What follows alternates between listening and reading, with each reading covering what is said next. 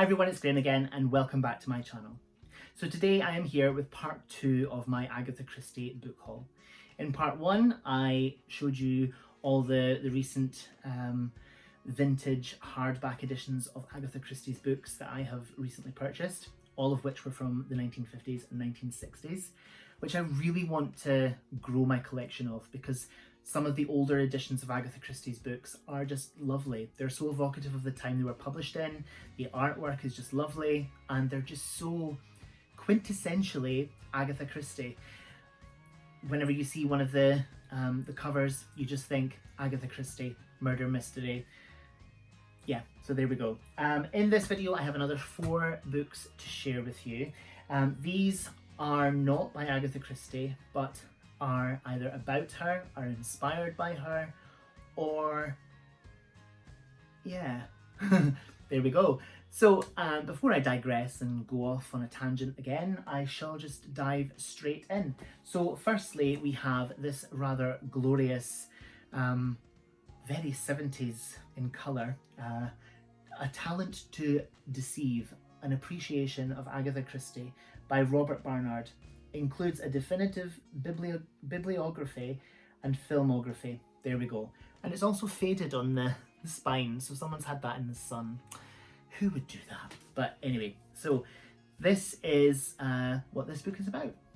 Agatha Christie is a phenomenon among crime writers.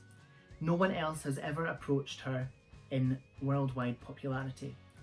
As a bestseller, she is second only to the Bible. Why? Robert Barnard, himself a crime writer of distinction and professor of English literature in a Norwegian university, is uniquely fitted to examine the Christie phenomenon and pinpoint the nature of her appeal, which depends as much on what she does. Depends as much on what she does not set out to do as on what she does. The lightness with which he wears his wide and sympathetic knowledge of Agatha Christie's works and his own scholarship is not the least engaging aspect of this long overdue analysis of what is, by any standards, an impressive achievement. The indispensable, definitive and up-to-date English language bibliography of all Agatha Christie's works, including novels written under the pseudonym Mary Westmacott, of which I've never read, short stories, plays and films made from her books, has been compiled by M.L. Barnard. This was published in 1980, which explains the sort of garish 1970s colouring. Yeah, so there we go. I'm really excited to add this to my collection. I think I've got a few of these books by different people, delving into the sort of intricacies of Agatha Christie's books, her plotting devices, her characters and the settings for her stories. So I'm always on the lookout for more of these because, yeah, there we go. So next we have another sort of similar book to the previous one, and this is the Agatha Christie Companion, the complete guide to Agatha Christie's life and work. And this is by Dennis Sanders and Len Lovallo. And on the back we have a rather lovely picture of the lady herself. And this, I love the sort of marbled effect of the cover. It's sort of very evocative of an Agatha Christie novel as well. It just has that kind of feel about it. But let's see what this is about. There's a lot to be read here, so buckle in. Agatha Christie is the world's best-selling author. There are over 500 million copies of her books in print, and she has been translated into 103 languages. Dame Agatha is outsold only by the Bible and Shakespeare.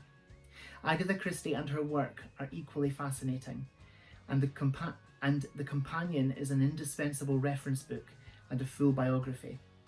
It's for the fans of Hercule Poirot, Miss Marple, and Dame Agatha's other memorable characters, from new fans who want to know which Christies are the best, to the experts who need special information, and for everyone who has ever wondered about Christie's life. The Agatha Christie Companion is comprehensive. It covers everything that Christie ever wrote and every play, movie and TV film based on her work. It is divided into 6 parts: the 84 mysteries and thrillers, the 11 miscellaneous books, romances, autobiography, poetry, reminiscences, and a children's book. The 21 plays, the 26 movies, and the numerous TV films. The 6th part lists all the books and stories in alphabetical order and lists the 11 major one of these days I'll get through and I'll be able to read. And it lists the 11 major detectives and the novels and stories in which they appeared. There is a separate section for each of the 160 works, and each section includes a discussion of the book, play, movie, or TV film, Christie's own comments, reviews, dedications, plot summaries, principal characters, English and American titles, adaptations, casts of plays and films, and other specific information. Throughout the book, there is material on what Christie was doing and what was happening to her at the time she was writing each work, and how she incorporated in her novels, stories, and plays events from her personal life and from her time. The Agatha Christie Companion is as intellectually stimulating and superbly entertaining as a great Christie mystery. I literally cannot wait to get to this book, because that sounds like such a deep dive, and I am there for that, totally. So yeah, there we go.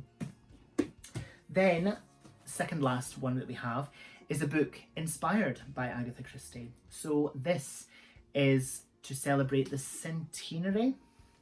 So it celebrates the centenary of the birth of Agatha Christie, and it's a group of writers who have written short stories in the sort of same kind of vein as Agatha Christie herself. And I just love this edition. It kind of makes me think of the British Library crime classics that you get now. That's the back, it's just there. But yeah, I really, really love it. And in the window there is someone being stabbed. Isn't that what we want on the cover of a book? So, yes, to celebrate the centenary of the birth of Agatha Christie, still by common consent the doyenne of English detective fiction, a team of her most distinguished descendants have joined together in a highly original tribute. Leading members of the Crime Writers Association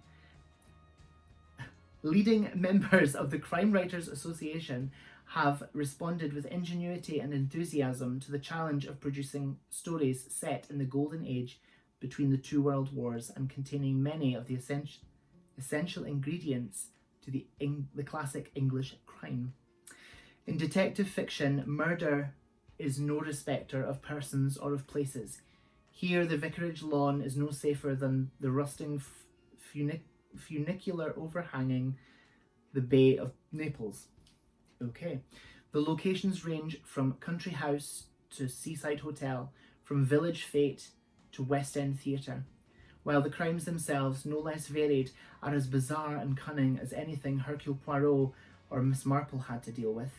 A hostess poisoned at her own dinner table, in full view of the coroner and the chairman of the magistrate's bench, the baffling disappearance of a golfing baronet at the 15th green, a heartless murder at a New Year's Eve party, detected over 50 years later from a childhood memory, the corpse of a cabaret singer found in a trunk at a station on the Brighton line. The writers are all on top form in these finely turned and satisfying stories, containing twists of which Dame Agatha herself would have been proud. Each of the 13 stories is told in the distinctive style of its creator, with occasional nods to the direction of the dame, while Simon Brett, in a tour de force of literary detective work, steps out of line to contribute several startling footnotes to the growing corpus of Christie scholarship. Together they form a sparkling collection that is both an atmospheric trip through the corpse-littered world of the golden age of English detective fiction, and a devilishly affectionate salute to Agatha Christie, its undisputed queen. So there we go. I am so excited to have this in my collection, and really excited to get to this.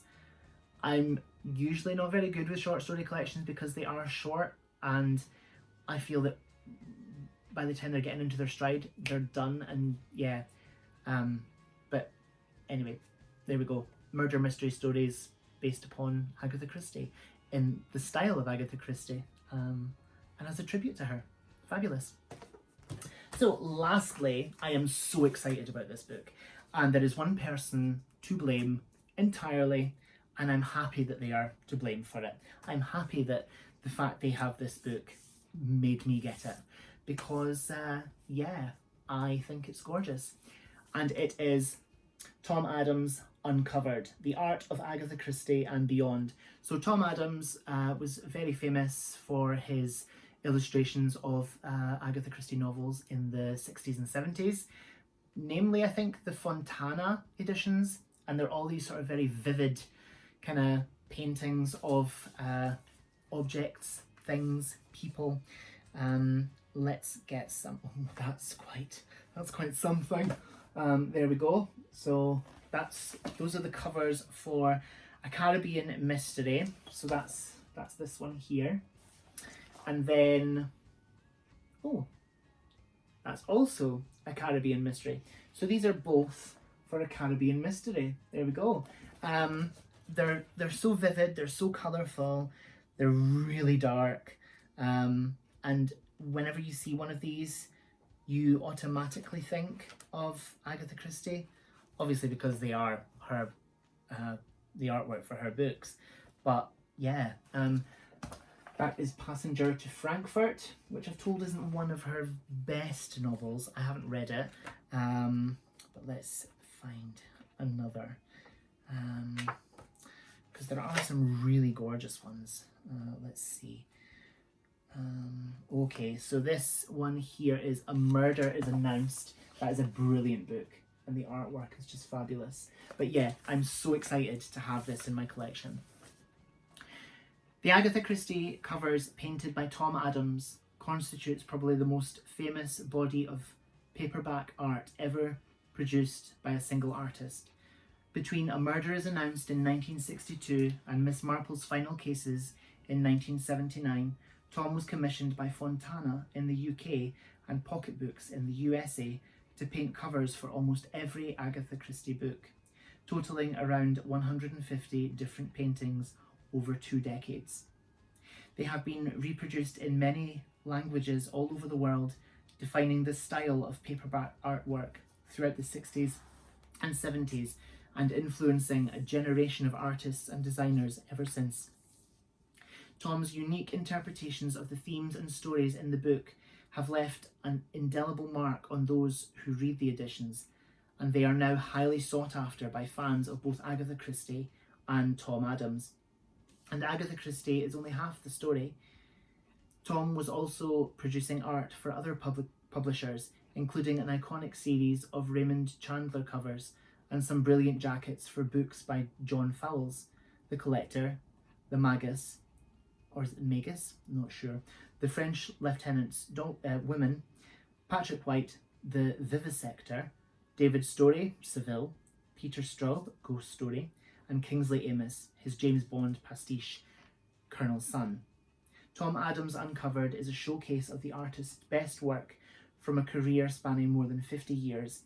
In addition to his many cover paintings, it features examples of Tom's broader work, including award-winning advertising, portraits,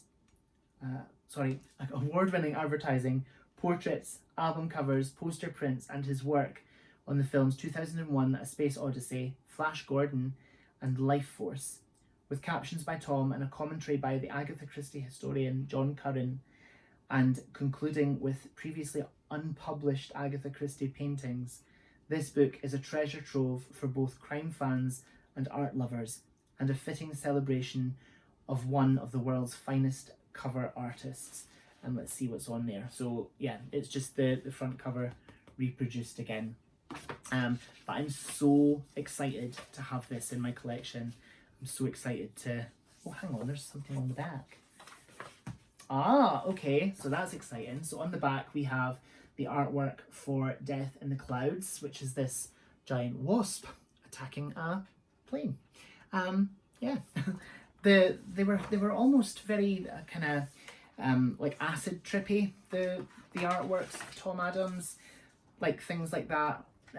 You know, the wasp attacking the the plane. It's very sort of acid trippy.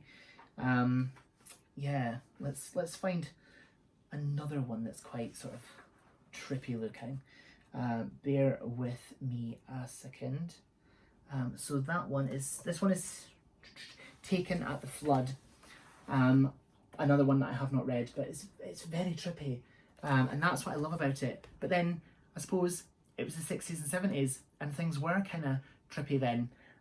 But yeah, before I digress and go on a tangent again, as always, I shall say that is the end of part 2 of my Agatha Christie book haul.